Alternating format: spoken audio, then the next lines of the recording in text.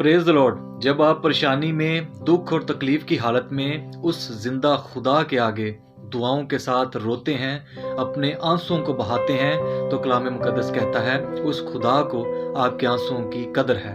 वो आपके आंसुओं को अपने हिसाब में रखता है। जब हम हाजरा की ज़िंदगी पर गौर करते हैं तो हाजरा अपने बेटे इस्माइल को लेकर बहरे सेबा के बियाबानों में गई। वहाँ हाजरा और उसका बेटा रोने लगे क्योंकि उनकी मश्क में से पानी खत्म हो गया।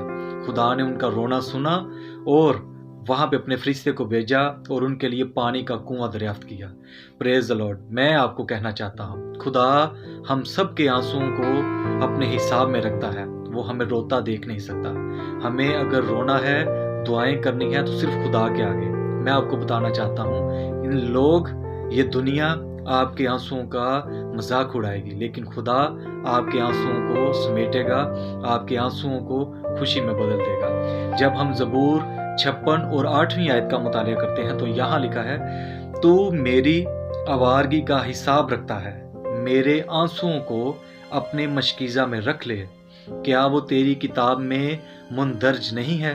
Praise the Lord. मैं आपको कहना चाहता हूँ, खुदा आपके एक एक आंसुओं को अपने हिसाब में रखता है, अपनी किताब में लिखता है।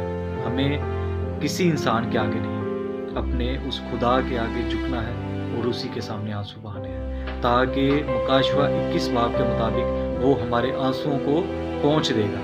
Praise the Lord. और हम उसी में बढ़ते चले जाएंगे और खुशहाल रहेंगे और हमारी ज़िंदगी खुशी और इत्मीनान में बदल जाएगी। उसी खुदा के आगे झुकें। God bless you all.